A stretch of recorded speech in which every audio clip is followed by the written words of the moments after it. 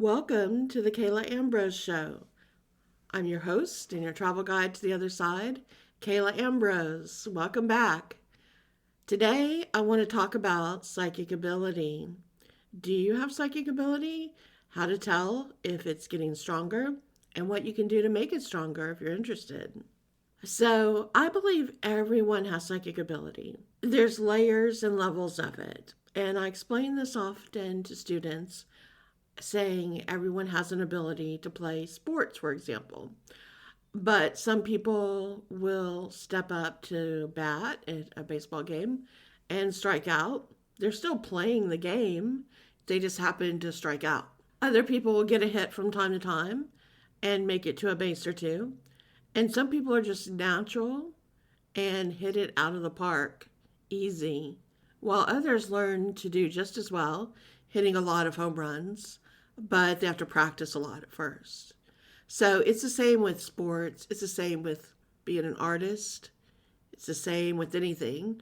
Some people, it happens naturally, some people, it takes a lot of work and they get there, and some people just never really quite are able to connect with it. Intuition is the same way. And intuition is something that's given to all of us. And I explain this to a lot of men that I teach that are in fields where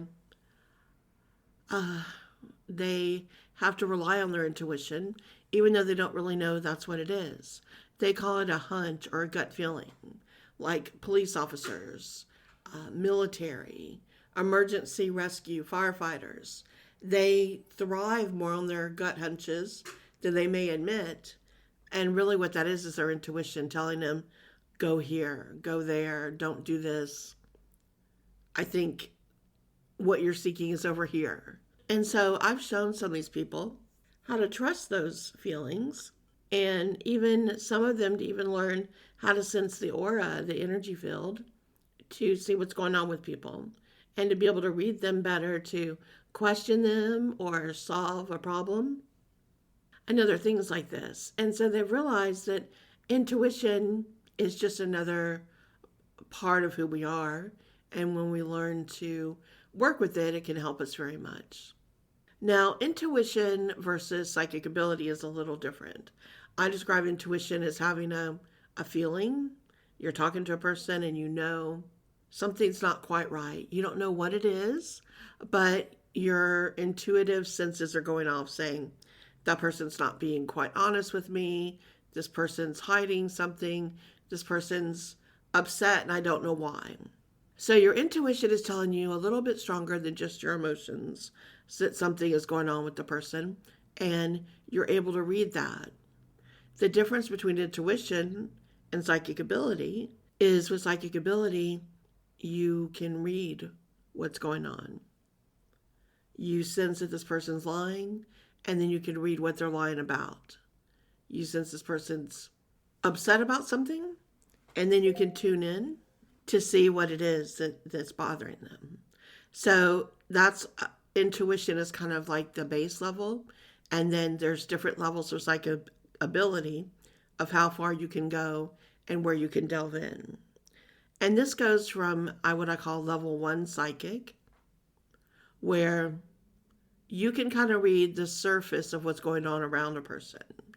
And some psychics aren't really trained very well, and they will call themselves psychics, but they don't really know what they're doing, and they don't know any better to know that they're not doing any better. I call these level 1 psychics. So when you go to one of those psychics, they may rely on other tools to help them, which is fine, like tarot cards.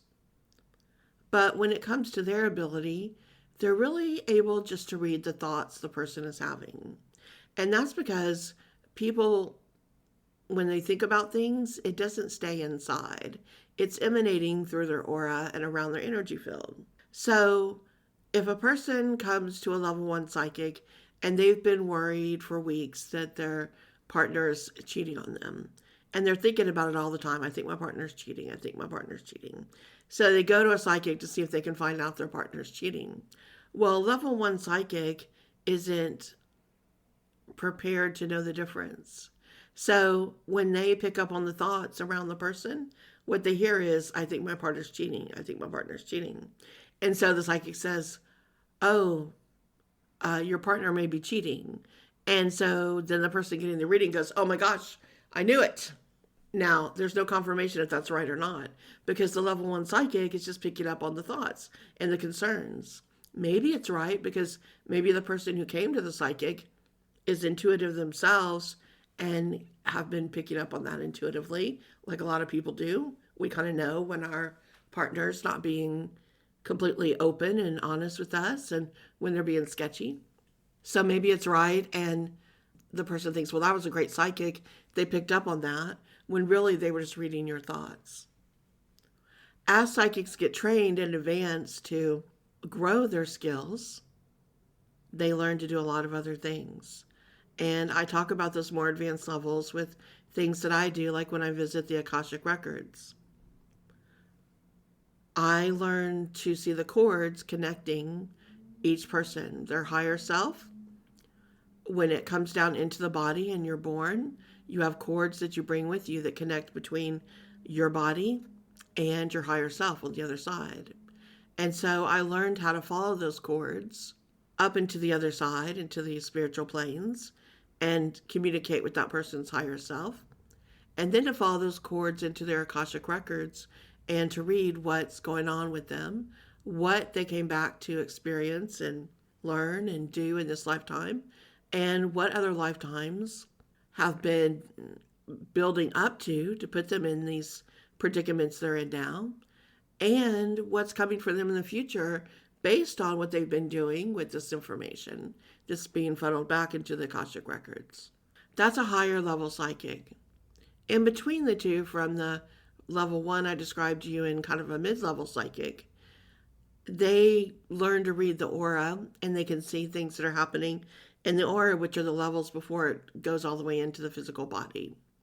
And so they can sense things that you are creating with your thoughts and your energy and where you're going. And so when you're creating that, you are kind of heading in that direction. Your free will is taking you even further in that direction. And so a mid-level psychic can see that as well. So to get the fullest reading you can possibly get, you want to try to find a psychic who can connect with the Akashic Records and see your past, present, and future in that way. Many times when doing readings for people, I answer their questions before they ever ask me a question. And I usually prefer it that way. So when someone new comes to me, I say, I just want to tell you what I'm seeing or feeling. And then from that, you can then answer questions. I also prefer not to see them, meaning that I give the readings over the phone, not Zoom or in person. And this is because I don't want any distractions. There are people who accuse psychics of not being really psychic. They say they're doing what's called a cold reading. And a cold reading is you look at a person when they come in, you look to see what they look like. Do they look wealthy or not? Do they have a wedding ring on? So are they married or not? Are they tired? Do they seem stressed? All kinds of clues that you can kind of read about a person to see what their emotional and mental state might be, their financial state, their relationship, sometimes even clues about their career. And so there are people that accuse psychics of faking it by doing a cold reading.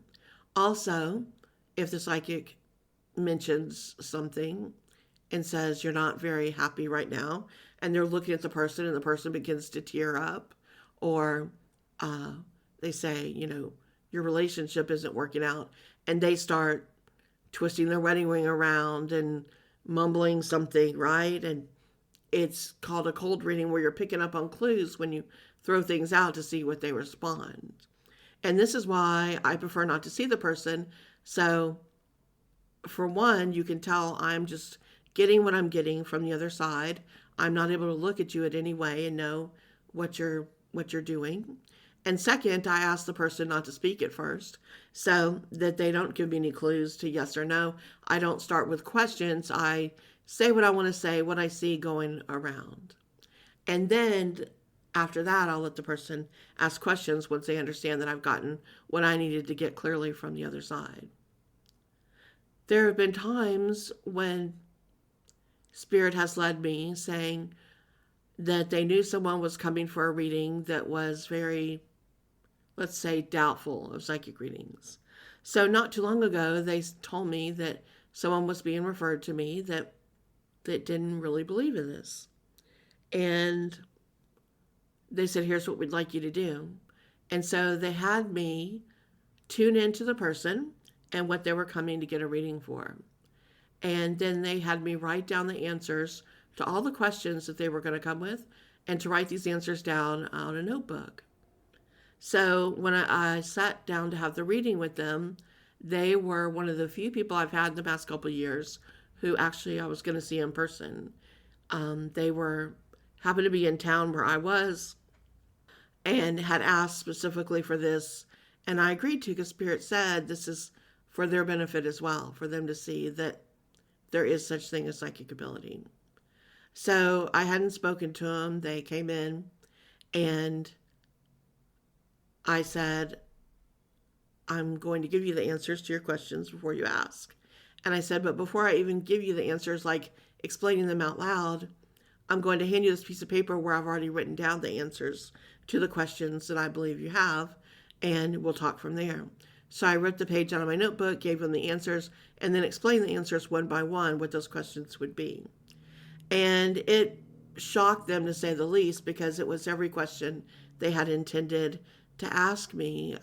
Specific questions, like they had a city that they were considering moving to that they had not mentioned to anyone, especially me, and I'd written that exact city down of where they would be moving to.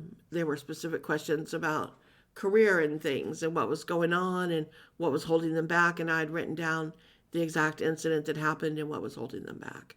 So it was the type of information they couldn't dispute, and it really changed their thoughts about, is this type of stuff really true?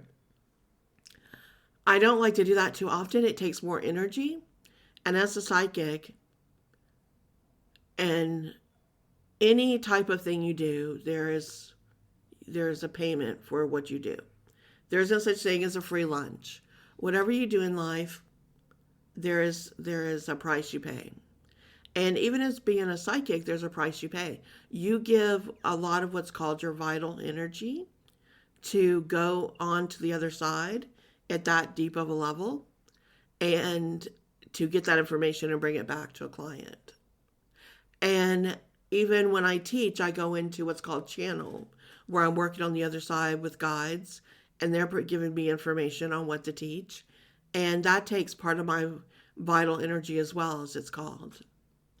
So if you give too much of this up too often, it can really deplete you to the point of having illnesses or even dying younger than you might. There's a lot of talk about Edgar Cayce and how many readings he gave, to the point of depleting himself, of giving away so much of his vital energy, doing so many readings back to back to back. And there are some theories about that he died younger than he would have because he did so many without giving himself a break in between. And it's very hard because as a psychic, you have a lot of empathy and compassion for people and you want to help them. But there is a price you pay, and it takes a part of you. When I do a reading for someone, it's like a part of me reaches out on the other side and goes into their world. And I'm there with them in their higher self, and I'm asking for entrance into the Akashic Records. And part of my energy is expended in that way to get that information and to be able to ferry it back across the planes and back through into the earth plane and to share it with that person. And it takes several days for me to recover from this, to be back to feeling where it's just me again. You cannot get that immersed in someone else's energy, doing the reading and going over to the other side, without paying the price for it. So I give up a little bit of my energy that takes me a while to gain back. So if I were to do too many, it would have an even greater effect on me. So you learn to find that balance, and it's different for each person, of what you can do, because you you know as a psychic you're here to be of service and to help people, and you want to find your way to do that. But if you're doing it right, it is going to take energy from you, and it's going to tire you out, and you will feel like a part of yourself is has been given away. It's like tiny little pieces that are dropping off. So it's part of the price. It's like that with a lot of things that we call magic, where there is a price to pay. For people that aren't psychic professionally, but are building their psychic ability, many people are seeing now that as the veils have gotten thinner and we're in this very chaotic time, that their psychic ability is growing and getting stronger. I talk about this in my Awakened Aura book, that I begin to see this crystalline structure building around the auric body of each person that was going to be like a ship to help us move through these dimensions as we're moving third, fourth, fifth dimension into this new way of being. And the ship was going to help cradle our physical body as best as it could through a very, very tumultuous time. And it's been doing the best that it can through this. As we're still moving through this, and I talk about these timelines in a recent podcast I did on the Akashic Records, how these decades we've been moving through and where we're at right now. And as we're going through all these changes, our telepathic abilities are getting stronger, as are our psychic abilities. There are two reasons for that, I believe. The first is epigenetics. And if you've studied the science of epigenetics, there are genes within your body, and some of them are dormant, and it takes something to happen to awaken those genes. And they're dormant because they have a purpose and a reason for being in your body. But until that reason is needed or called into play, they just kind of hang out. And what some scientists have found in epigenetics is there are some genes that make us more psychic, more intuitive. And they used to be opened very early in life because we lived out in nature more. We lived maybe with a group of people, a tribe that roamed, that didn't live in one area, that was out in the woods a lot, had to be watchful of predators, whether it was other people or animals or just the environment. And so our intuition needed to be more aware, to scan what was hiding in the trees over there.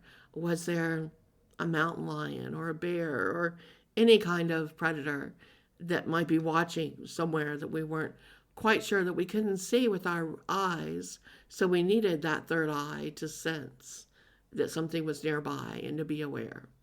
Now, as we live in more civilized areas and we don't roam as much, that over many, many years became dormant, one of the dormant genes within us.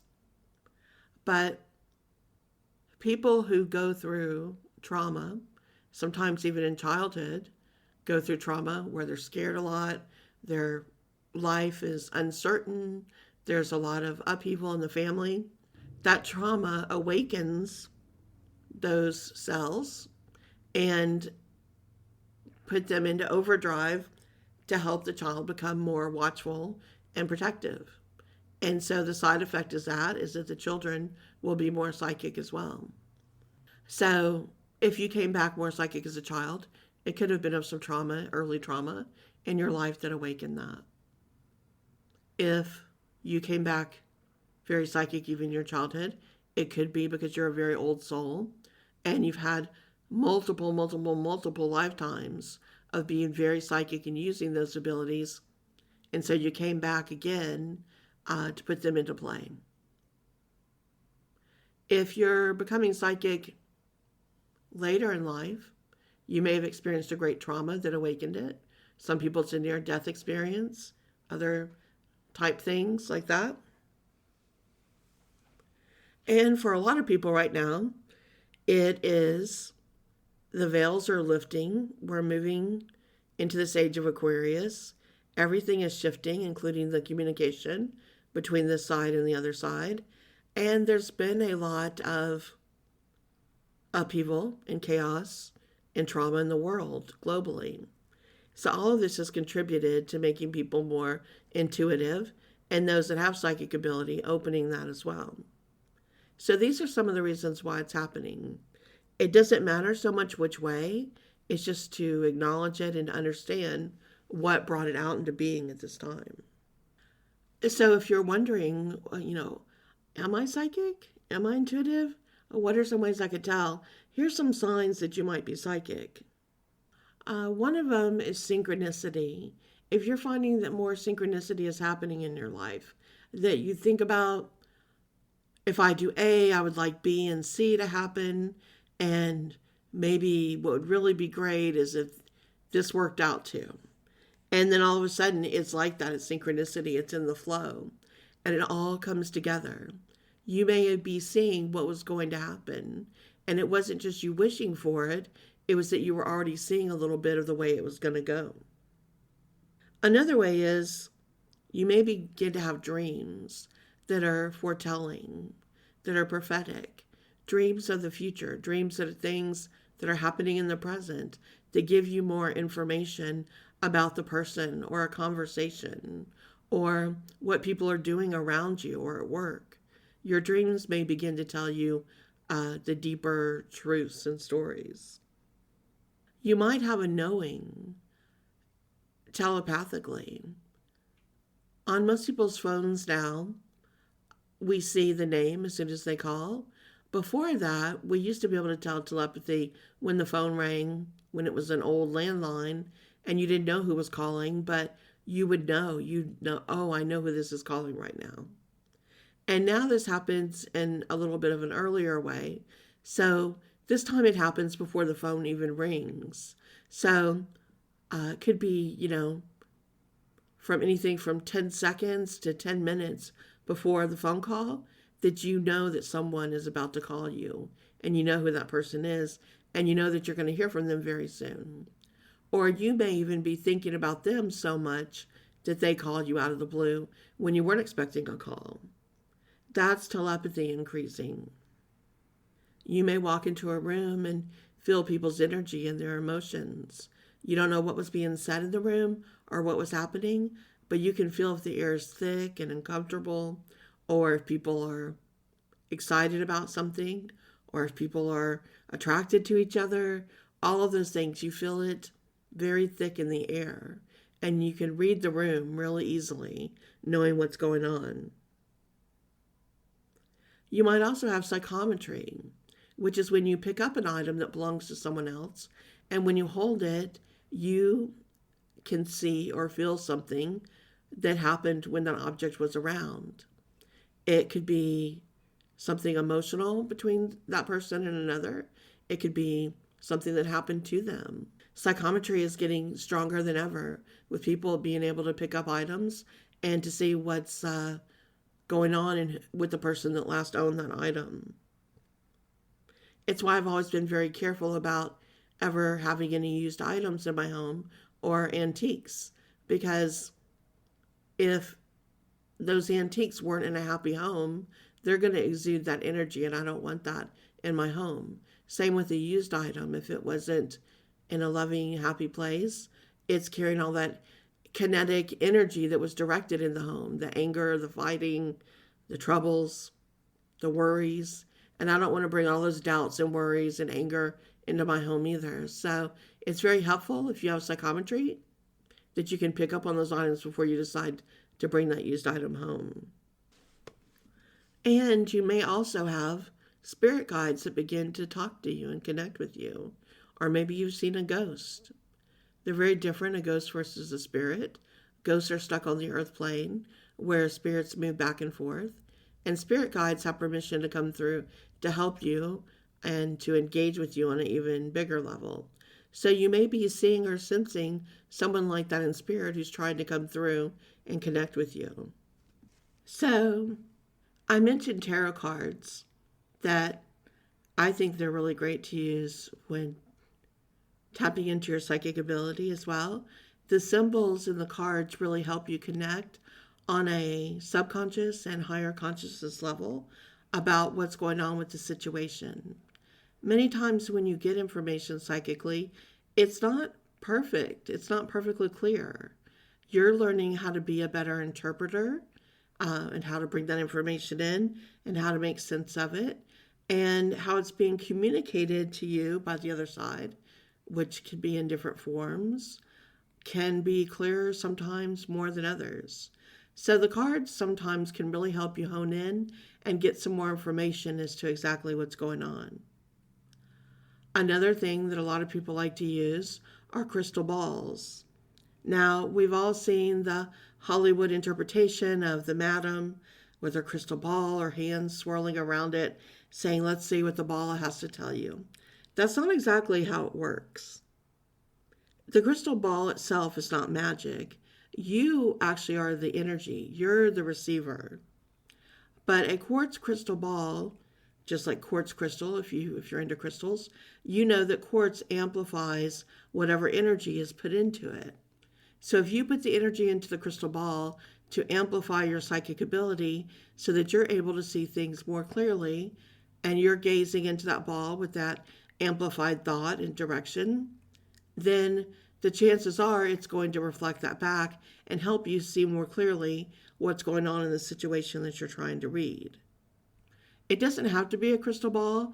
This has been done for thousands of years. A lot of people would gaze into water, like a still water, and use that as a reflection to do that. There were many people who would use a bowl of water or a bowl of ink, dark ink. Nostradamus was known to gaze into a bowl of water and to use it as a reflecting surface to get more information.